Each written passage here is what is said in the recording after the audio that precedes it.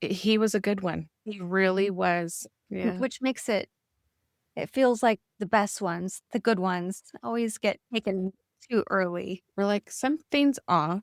So you need to go to the doctor. It was really rapid. And through test and test, discovered that he had leukemia. Just don't utter dates because he was supposed to be fine. From the get go, it was a solvable condition. And then it wasn't. I feel like he's pretty present. The physical absence was so palpable, but yeah, part of me thinks that there was that presence nearby. Just I don't think he ever left. Welcome to Next Realm. I'm your host, Amber Rasmussen, and today's guest is my longtime friend, Michelle. After losing her husband, Brian, to leukemia, Michelle found herself navigating unimaginable grief while trying to rebuild a life she never expected to face on her own. In this episode, she shares their love story, the difficult reality of walking alongside someone through terminal illness, the conversations she wishes more families would have, and the unexpected experiences that convinced her that connection didn't end when Brian took his last breath. Whether you're grieving someone you love, searching for hope, or simply wondering if our loved ones can still reach us after they're gone, I think Michelle's story will resonate with you. Here's my conversation. Welcome to the show. It's been a few years, hasn't it? Yes, Trying to it think the last has. time we saw each other. Probably high school, huh? Probably high school. Yeah. We've stayed in touch on social media, and I saw the struggles with your husband, Brian, and his subsequent passing. What was it, Mhm. about a year ago or This is now, we have hit the 2-year mark. 2 years? Oh my gosh. December 31st was 2 years. I feel like we're too young to go through those kinds of things, but in reality, it happens every day. And I noticed that you had posted something recently about he gives you signs, and I was like, you don't say. I do have a podcast about Yes. Yes. signs, and so it was really a Yeah. nice opportunity to connect, and I would just love to hear some of the ways that he came through. So what I thought we would do is just start out with who he is and how did you meet, and give us the rundown. So we met at work and we both worked at a bookstore. He stayed in it for many years and I ended up finding another career path. But way back when, in the 90s, we worked at the same place. He had been married and I had been married. And then at one point, neither of us were married. We just had an opportunity to connect, and it was really sweet. We started by passing notes to each other because we were in a workplace and didn't want to sound any alarms or anything like that. So we would just pass these notes. I still have one that I keep very near to me. And then it grew and grew. We got married. We have a daughter together. He has a son. So, yeah, we've been together for a long time, 22 years together. What were some of those, I don't know, most favorite things that you just miss the most now? We're big gamers. We call it BC. It's before Claire. We had a regular poker group. We did a lot of fun gaming together. We did a lot of travel. Any kind of travel that I have experienced in my adult life was largely with him. We just didn't do it as a child. I grew up on the other side of the tracks, so to speak, and just didn't have a lot. So we didn't go to other states or really even go to like parks. We would go camping a lot. He was a huge history buff. So we watched like all of Band of Brothers. We watched it like several times. Those sort of things that we could just watch together. He liked race cars. My dad always liked race cars. So they would bond over that. The Blazers, we had season tickets for quite a few years up until he got sick. So yeah, we did a lot of fun. Just doing life. And it Yeah. sounds like you opened your eyes to things that you had never seen or experienced before, which is really cool. It's a good thing to look back on now. Wow, I wouldn't have done that with anyone else. Yeah. Right. Yeah. Just a huge sense of adventure. And Yeah. having a baby girl with him as well. Yes, our sweet girl, she's now 18, and a lot of those traits are undeniable. She's into sports. She was a big volleyball player, which he was the best volleyball dad. And he did a lot of photography. So, especially having a sports daughter, he did a lot of sports photography and taking team pictures. So, yeah, we're just always very involved together. And it extended beyond just our nuclear family. We have other friends that did other sports or other activities. And if you told us, we would do our darndest to be there just to be supportive and be with the found family, right? Like you have those Mhm. that kind of cross that barrier of Mhm. friend to family. And we definitely have those in our life and we still see them all the time. And they're still hugely supportive and wouldn't trade that for anything. So, yeah, he was very central to life. Yeah, he sounds like a good one, just one of the good ones. How would you, if you could say the top 3 words to describe him? Honestly, you put the nail in the head. He was a good one. He really was. He was staunchly honest, so smart and adventurous. And we had our funny moments too. Anybody that you ask that has met him, oh, he was the nicest guy constantly. And to this Yeah. day, like just still, that's the first thing they say is he was just the nicest guy.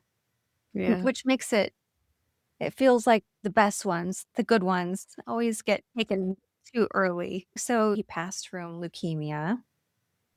What was your feelings when you first heard that? Did you feel like, "We're gonna beat this, we got this, I'm not even gonna think about the worst case scenario," or are you the person that's, "Okay, I'm gonna hope for the best, but prepare for the worst?" So we are sarcastic. So let me just preface this little story with that.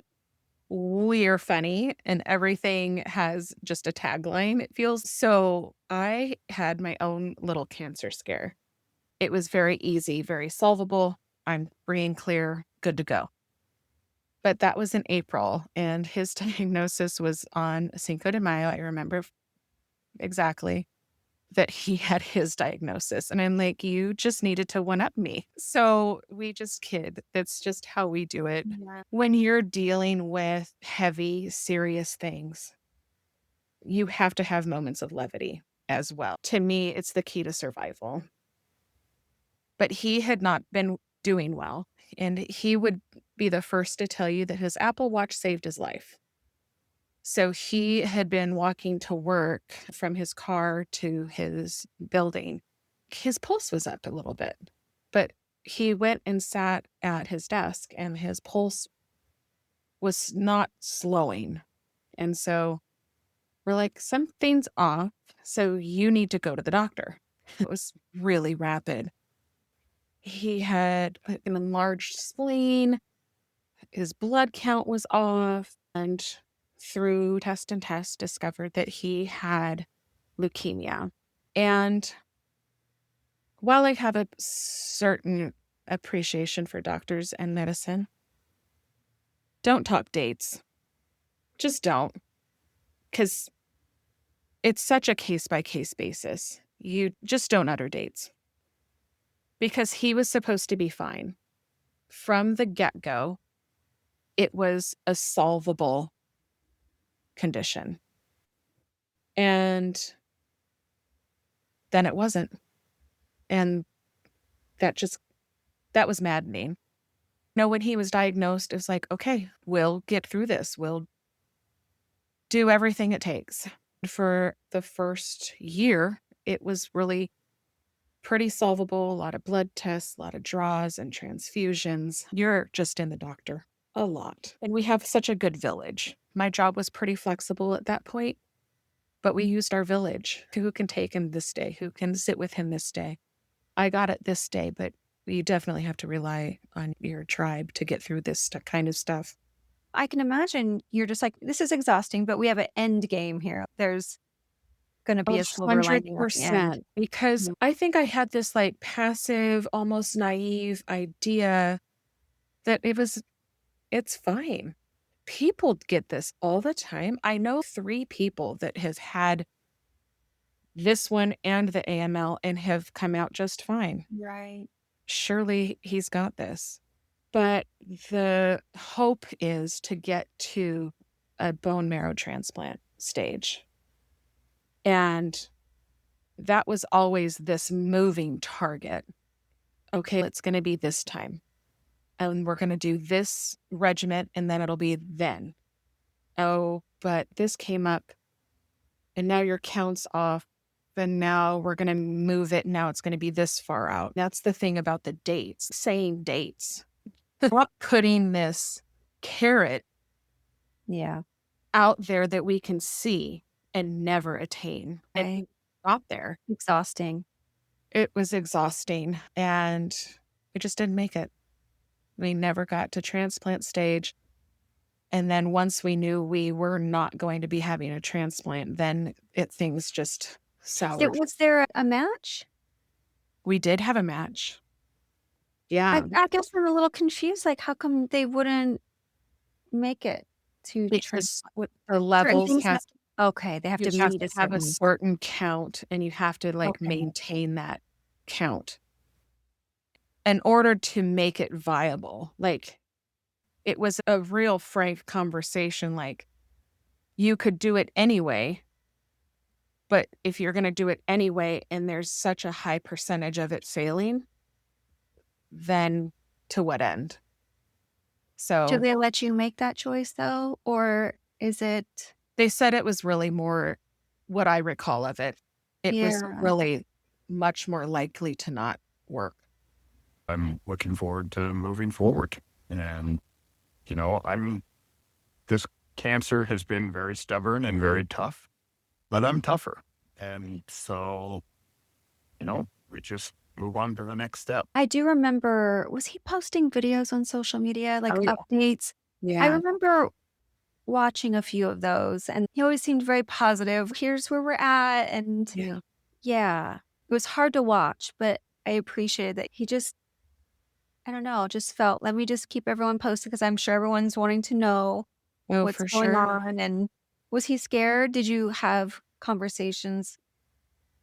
I don't know, what was that moment where you're like, "Oh, shoot, this isn't gonna" There were lots of conversations. Yeah, I think yeah. when you're facing that, um, it's just a reality, and it's a reality that more people need to talk about. We are not permanent visitors here. People need to have deeper conversations, and I have preached this high and low. It's gonna happen, and people need to be prepared. People and this could be my little soapbox, financially, legally, your house, so many things you have to be prepared for because that paper trail at the end of life is never ending. I feel like people wanna just bury their heads in the sand. They know it's gonna happen, but in their mind, it's like, "No, no, no. I'm gonna be 100 years old. I don't have to deal" like and that like you said, that is not that's not w how that works. People leave this earth at all different times. Yeah, they're the hardest conversations, but you have to have them. Are you thankful that you did? Do you feel like you had what's the word I'm looking for? Not closure, but his wishes were laid out there so that you didn't Yeah, question on what he would want or we were really clear, like together, and we spoke a lot about, and especially in the last little bit, here again, timelines and dates, don't talk about them. One of the things they said when it was getting more real was like you could never sign up for hospice too early. So many people almost wait till the bitter end. But Mm. the way it's sold to us was that it's super helpful. So get on board as fast as you can. We only had 3 days. Oh my He god. he went into hospice mode, and then 3 days later, he was gone. And it's just here again, they're like, "No, it should be you probably have about 2 weeks." No. No, you don't. No one there's no manual for what to do. It's like you're Right. just struggling along trying to figure out what you're supposed to do. It's all new. It has to be incredibly just overwhelming. Do you feel like you were mourning at that time before he passed, or were you just numb, just going in autopilot of, okay, I got to do this, that, and the other? And when does it hit you after they are gone? I was hoping for this question. There are innumerable deaths before they die. When you are dealing with somebody that has an illness like this, it happens more than once. And for me, it did. It would be the time he was in ICU, or you just have these like mini deaths because what your life was is inherently changed. So we went along and it was great and it was solvable. And then something would shift. And then I would have this like tearful breakdown. I would get in my car to go to work and then I drive to my friends and have a tear filled cry session more than once because it's a kind of death. Because what was is different and what is going to go on from now is different. And in those different stages, you just have these little losses. And I think there is a peacefulness to dying. When you have somebody that is uncomfortable in their body, all over, in their bones, it has to be a bit of relief. So it used to be so cliche to say they're not in pain anymore. They're in a better place. Maybe it's not better because I wish they were still here, but he's also not hurting and not giving 19 vials of blood in a single sitting. Like all of that kind of bullshit gets done. There is a peacefulness to that passing Yeah. that he's so much more comfortable. If you know anything about mediums, when they're on that other side, they're on the other side without all of that. And my husband lived with chronic back pain. He had 4 titanium rods holding his back together. So he doesn't have that anymore. And he doesn't have blood cancer anymore. It's like a weight's been lifted. He probably is happy and can move. All of those things that hurt you are gone. So I do feel like there's some sort of level of peace. Yeah. It's like this dichotomy of being human and just, I want you here. And then struggling with the fact that I'm so thankful that I don't want you to go through that anymore. Right. Because I love you that much that I would never want to see you continue in this misery. Who knows how long. But then Right. your heart's like, but I want you here. I know. And 1000% for my daughter. I Yeah. would bring him back in a minute. In a minute. Yeah. But at the And same you're time, he's not hurting. And that's a rough one to go oh, through. it's so hard. It's just I had this conversation with another person. I'm like, I don't know which one's worse, knowing it's coming or getting the news that something tragically happened and you didn't get to prepare. I I have don't this thought all the time. do you like I don't know which Yes. one is worse because I've gone through both and they're both just as horrible. Exactly. Yeah. Exactly. And we had a really close friend of ours pass very suddenly. And that was a hard one. And he was one of these like surrogate dads to Claire. And it was really hard. She graduated on Wednesday, the 11th of June, and he died Monday, the 9th of June. And he was like supposed to be there. And so It's really hard, and I have this conversation with anybody that I kind of enter into these grief conversations with, and I just don't know the answer. I just don't know because 'cause they're both hard, but different. And the thing too, and we'll get to the woo because we're going that way, but I feel like either way that they transition, they still wanna come back and say, "I'm okay. I made it to the Yeah, other side." Like, I feel like their spirits still come through. They still no matter what.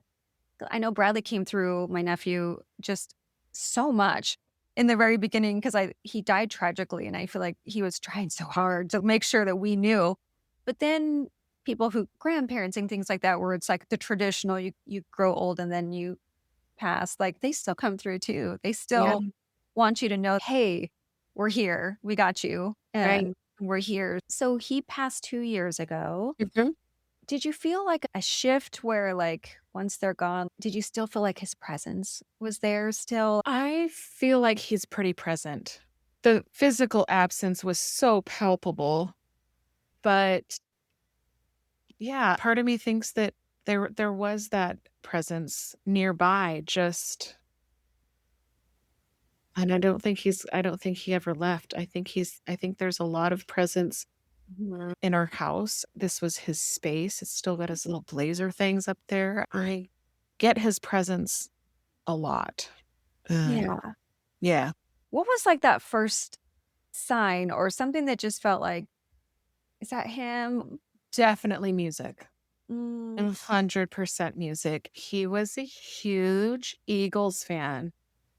And for the first few months, it felt like every time I got in the car, some kind of Eagles song would come on, either like immediately after I got in or like halfway through my commute. But undoubtedly, I'm getting an Eagles song and not necessarily a particular one, all Eagles. On a channel that would normally play Eagles, or was it on a channel that, like, maybe wouldn't play? Yeah, in the middle. Like, Uh-huh. it wasn't a frequent thing for them. What did we call it? It's a Oh, a meaningful coincidence? meaningful coincidence. Yes. Yes. Did you pick up on that right away? Because I can't say that I would notice song lyrics or, like, songs. A lot of people do, and I'm like, "I think I'm oblivious to it." Un unless someone pointed it out, I'd be like, "Oh my gosh, yes." But did you pick it up right away? Yeah, I'd be because I'm listening to something else, and who doesn't love the Eagles? But that is not my go-to. And so I'd be jamming, and then an Eagles song, I'm like, "Of course. Hi, honey. I I know it's wanted you." to.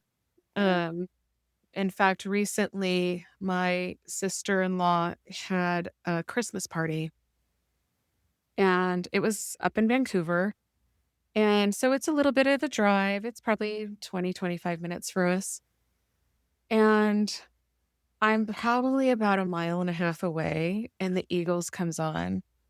And I'm like, honey, we're all going to be together. I'm on my way. I know you're here and I know that you'll be here with us, but I'm driving. I promise I'm almost there. So it just kind of moments like that where we're going to go talk about him. Other parts of the family are going to be together. Those are the times where, in particular, something will come on, but always in the car, always on the radio.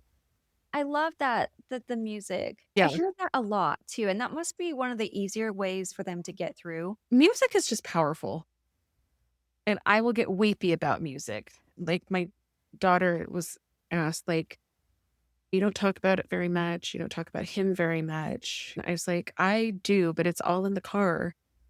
The car is my, like, little sanctuary space, and I'll be listening to something and these lyrics will come on, and then I'm in a puddle of tears, and not necessarily Eagles, but it could just be something that I'm listening to that has, like, Love Story or something by Taylor Swift came on. It's just something like that where you're talking about meeting and I'm like, all of a sudden, I'm just Oh, queen of songwriting too, like, she can hit you in your exactly. soul like no other or oh, Right. Yeah. Music is just it's a powerful tool. do you feel like a lot of people are too skeptical to believe in music as signs or I don't know, there's a few, like electricity, for instance. Do you ever get, like, the flickering lights or any of those ones? For sure. Not necessarily flickering lights, but this house is wired and it's all him. And so I I had to do something with the internet and I had like palpitations because I'm like, this is not my deal. I don't know how to do this. And so I'm just like, calling Brian. I'm like, honey, Can you what help? was your thinking? What is your frame of mind? What do I need to do in this instance? Because I don't know. And we have I can't say it because she's right over there and she'll listen to me, but I can ask her to turn things on. But if something goes wrong with it, I'm like, how do I fix the robot lady in the speaker? Because she just broke and talks at weird times. I don't know these things. So anything gadget related also is a huge thing. But usually it's me calling him in. Honey, help me out here because this is all you. The TV is you, Yeah. internet, anything gadgets. The guy loved gadgets. Oh my gosh. Like most men, right? Yes. Yeah. Toys. Toys, Right. toys, toys. Do you believe that he believed in spirit communication? Did you ever have any conversations with him before he passed? Hey, give me this sign. Let me know you made it, or anything like that. I wish we would have settled on a sign, but we didn't really. We definitely talked about it because he walked me through the passing. He was with me for the passing of my brother and also my dad. So in particular, um, with the passing of my dad, he passed right before COVID. And during COVID, what else is there to do to get out of the house? So Brian and I would go on these walks. And anytime we would be walking, there's a screw or a nail or a bolt or something in the path. And that was my dad, 100%. And he bought into it with me. So I think in some level, he believed in the woo too. I think he was a believer. I love that you feel so connected. Did you have this belief system prior with obviously your father passing and your brother? Did you read books and learn about this, or was it just something you just kind of learned after the fact? I definitely fall into this spiritual but not religious category. Me too. So, and that's been my whole life. I was never really brought up in a religious environment. So, I love all things astrology, metaphysical, energy, all of it. So, I have really most of my life. It's just been heightened since the passing of loved ones. I am completely addicted to mediums. Love them. I cannot get enough of watching medium stories and hearing tales from the other side. I love it. So no, I think it's been with me for a long time. Um, and those that you find that you're finding through your podcast, they are feeling it. And I think the ones that are doubting it just haven't had an experience. They Mhm. haven't had something profound enough to welcome that in. Because I do think you have to have an opening. Your energy, your heart, your temple needs to be open to be receiving these things. And I tend to live open. Yeah. If you are walking around this world and closed up and fear based and tight, you're not going to be receptive to receiving these signs. Yeah. You want to tell me about your brother's son? I think it was the Disneyland one, right? Yeah, my Love brother was that. at Disneyland. Yes. Tell us about that one. Yeah, my brother passed at 38. He had brain cancer, also not a way to go. And we talk about my brother Josh all the time. In fact, my daughter and I were just texting about him earlier today, too. Largely because that's how we keep their stories alive, is to keep talking about them. Just because they're not physically here doesn't mean their memory is still here. We need to keep talking.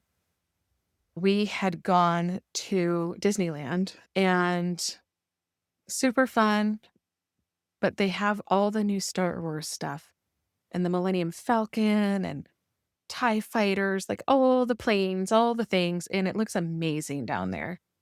But even I can go we're going later this year. I get weepy every single time because I just know he would have loved the Star Wars area. So my daughter had gone to get food or go on a ride, and my mother and I sat down just to take a rest. It's a busy place. So we take a rest. We're having a beverage. This hummingbird comes by and it flittered around. There were some vegetation nearby, but not a lot because it's a theme park. If I were a hummingbird, I wouldn't go to a theme park. But it flittered around with us for a little bit, and I was like, "Oh, Josh, you're here. You're seeing it. You just got a better view than the rest of us." Yeah, I it was love just that. a delightful visit. I don't get as many signs from him, but when I do, they're usually pretty big, so it was fun to see him say hi. Yeah, I love that he he showed up, and that's another thing for people who are looking for the signs. That's his jam. Like, you were in the section of Disneyland that would have been rocking his world. He would have been so excited, yeah, and yeah, to have a little hummingbird show up at that moment, that's connecting the dots for you, right. and you just have to be open to that. Have you received any dream visits or anything like that? I don't get too many dream visits. I've had a couple of Brian. I've had a couple from my dad, but not as frequent. We did have a rainbow visit, and I think Oh, I'll send you this picture. The yeah. rainbow visit was Brian. So he passed in my daughter's junior year of high school. So senior year was all us. It was very emotional. But we had gone, it was three friends of ours. There's three moms and three girls, and we're all pretty tight. And we were getting ready to meet up to do senior photos in the park with their gowns on, and they were cute, and they all had their Nikes on. It was super fun. And I pulled up and got out, and I just was looking at a good spot, and I turned around, and there's this huge rainbow.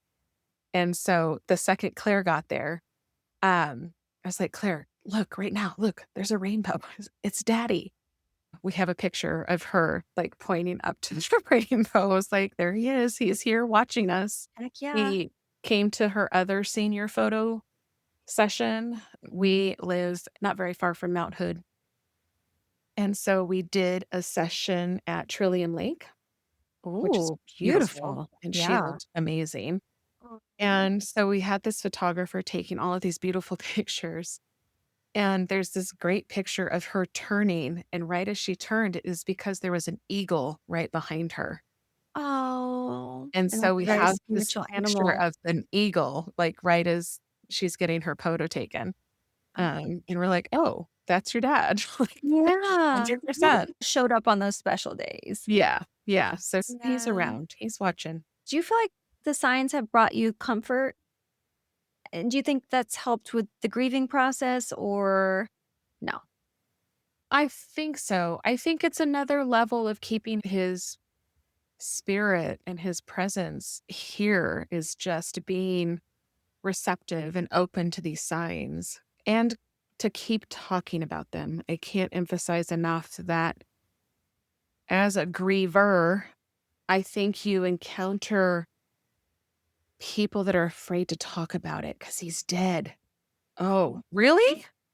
Yeah, no I kidding. thought Yeah. that. My sister said the same thing. She's, "I want to still talk about him," and people are scared. They don't Right. wanna bring up anything to trigger that person, but yeah, Always happy to talk. yeah. It's Coco, the movie.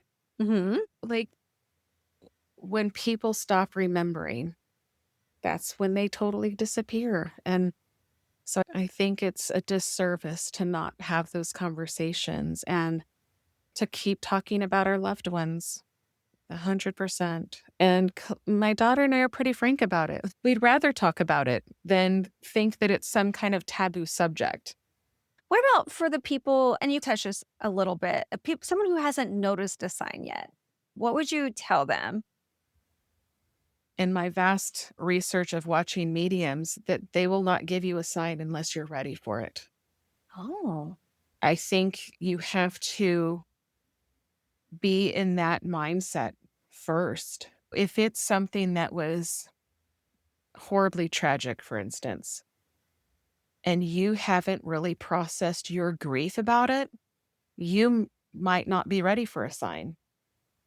That might be too much. It might be too painful. I think you have to have done some of the work first to be ready to receive it. Yeah.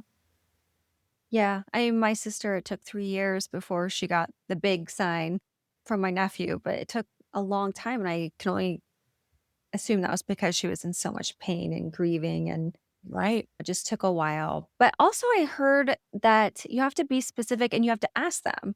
Instead of just sitting back and, "Oh, they'll send me something," like, that you need to ask them. You need to talk to them Right. and say, "I need this," and be specific. Yes. Yes. And I was preparing for having this conversation with you, and I was thinking the friend that died around Claire's graduation is like, I haven't asked for a sign. And I think Yeah. I think I need a little sign. I need And then keep some us sort of posted a on what it is and let us know if you came through. yeah, yeah. I want to be specific and I don't know what that's going to be yet, but he's getting inducted to his high school sports hall of fame soon. And so I am trying to think, I'm like, how do I ask for a sign from him just to let him know we're abundantly missing you and thinking about you. So I don't know what his sign is going to be yet. Oh, I love that. I just think it's the coolest thing. Like, I'm so fascinated by spirit communication because I just never really thought too much Right. about it, I should say, growing up. But now look, I know what I know. I'm like, this is so incredible. It's so cool. They're Right. always here. It's not this close the door type of thing. You'll see them when you go to heaven. I like this idea that, I don't know, they're just in a different realm, hence the name next realm. It's like like a thin veil. It's just so thin in between. It's just like Yeah. a shift in your mindset, really, of relationships. Just Right. because they don't have the shell of their human body doesn't mean that they don't exist still and they don't have a relationship with you still. And you can just carry that on. And I like keeping them at the forefront because they came into your life for a reason. Right. They came here to fulfill whatever their earth path was, and it was interconnected to you for, gosh, how many years? Do we say nearly 20? Yeah. 20 years. Yeah. Yeah. And I'm sure there's other lessons that he knows that you and Claire still have to learn in this time here. So he's probably just cheering you on the sidelines.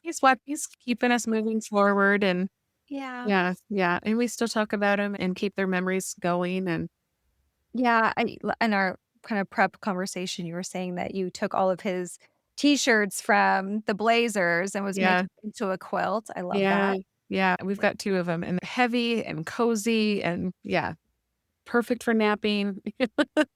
Yeah, A reminder of him at all times. yeah, Love yeah. that. Anything else you wanna add in there about people who are going through it, grieving, spirit communication, anything? Words of wisdom?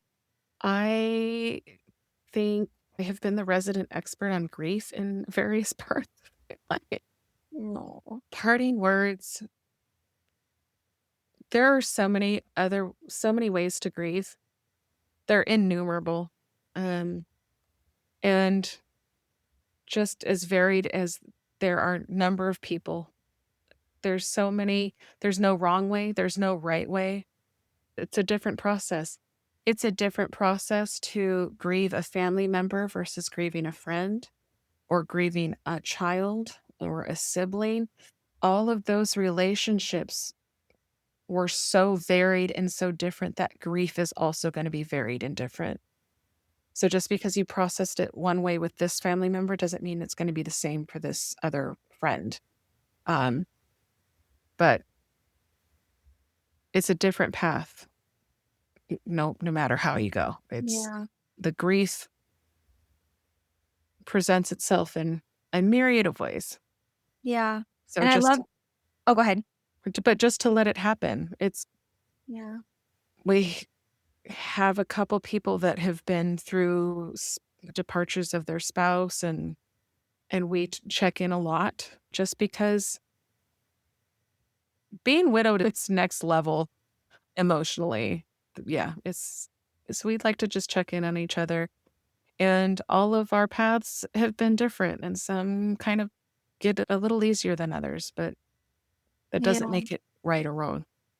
I think that's one of the biggest things I've learned now that I'm darn near 50. I hate to say it, but I know. getting close My to the birthday 50 was last number. week. It's Oh gosh, getting different. isn't that crazy? I'm like half a century. This is crazy. But the one thing that is consistent is like life is not ever going to go the way you plan it. Not one thing I don't think in my life happened the way I planned it. And No. so being able to really, like you said, find your tribe, they're so important along the way, no matter what's happening. And right, just talking about death. It shouldn't be scary. It's hard. It's the most challenging thing. I can only imagine losing a partner like that. But it sucks because we have to keep going. Yeah, We still have Claire to live for. And yeah, it's really a mind shift, is what I've noticed, is like it's how you come at things and what perspective you have, and right, having a belief in the afterlife. And we know where they are. We know right. that they still communicate with us. It does have to take an edge off a little bit. Yeah. But talking about death gets easier the more that you talk about it. Yes. It doesn't have to be taboo. Getting You your know, ducks in a row. I really like that words of wisdom, because I feel like a lot of people don't. password keeper is a lifesaver. Yeah, yeah. It's It's like huge. something it would alleviate a lot of the stress if you had it. Yeah. Just it's no one wants to have the conversation, but if you do, just get it out of the way, get some of Mhm. those things talked out. Then if in worst case scenario something happens unexpectedly, you can handle your orders, because it's like who wants additional stress on top of what's already going on of Eh, I don't know how to pay our mortgage. I don't know how to whatever it is. yeah. Ugh, it's They're all just gonna come knocking at your door. yes. I loved having you on. That was so much Thank you. fun. If Thank you have you. any other experiences that you want to share or give us updates in the future, would love to have you on. Thank you so much for joining us for this episode of Next Realm. A heartfelt thank you to my friend Michelle for so openly sharing her journey through love, loss, and the beautiful ways that Brian continues to remind her that he is still with her. I know conversations like these aren't always easy, but they're so important, and I hope her story brought comfort to anyone who may be grieving or searching for hope. One message that really stayed with me from this conversation is that our loved ones don't stop being part of our lives simply because they left this world. Sometimes they reach us through music, sometimes through dreams, sometimes through rainbows, meaningful coincidences, or simply that unmistakable feeling that they're near. The signs may look different for each of us, but love has a remarkable way of finding us. If you've experienced a sign, a dream visitation, after death communication, or another meaningful connection with someone you've lost, I'd love to hear your story. You can email me at nextrealmpodcast@gmail.com. Your experience may even be featured in a future episode. And as always, if this episode touched your heart, I'd be so grateful if you'd follow the show, leave a review, and share it with someone who may need a little hope today. Until next time, keep your heart open, pay attention to the signs, and remember that love doesn't end when life does.